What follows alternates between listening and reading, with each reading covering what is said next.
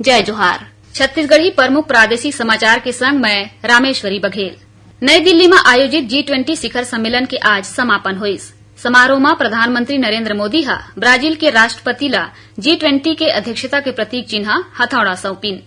G20 शिखर सम्मेलन में आए मेहमान मन ला छत्तीसगढ़ के बस्तर जिला के माइलोगिन मन मिलेट्स ले बने कलेवा भेंट करीन। प्रधानमंत्री नरेंद्र मोदी 14 सितंबर के एक दिवसीय दौरा में रायगढ़ आवत हैं। ये दौरान प्रधानमंत्री रायगढ़ में कतकोन परियोजना के लोकार्पण करही।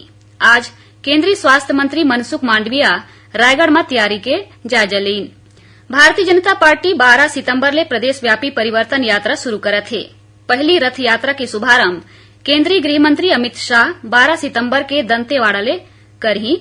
उन्हें 15 सितंबर के राष्ट्रीय अध्यक्ष जेपी नड्डा जसपुर ले यात्रा के शुभारंभ करही। छत्तीसगढ़ सेतुबंध आसन के प्रदर्शन बर golden book of world record में अपन नाव दर्ज करा ले है। रायपुर में आयोजित कार्यक्रम में प्रदेश भर के 2000 ले ज्यादा लोगन तिरंगा के प्रतिरूप बनावत एके संघरा योग प्रदर्शन करीन है। मुख्यमंत्री भूपेश बघेल काली धमतरी जिला के नगरी के दौरा में रही, जिहां मुकुंदपुर में आयोजित समारोह में कतकोन विकास कार्य के सौगात दी। छत्तीसगढ़ में पारंपरिक खेल ला बढ़ावा दे बर छत्तीसगढ़िया ओलंपिक के आज ले संभाग स्तरीय प्रतियोगिता शुरू हुई से, जौन 20 सितंबर तक चलही। आदिवासी लोक कला अकादमी डहर ले रायपुर के महंत घासीदास संग्रहालय परिसर में 11 ले 21 सितंबर तक घड़वा कला कार्यशाला के आयोजन करे जाही। रायपुर के शासकीय आयुर्वेद महाविद्यालय चिकित्सालय में आज लइका मल्ला स्वर्ण प्राशन कराए गिस।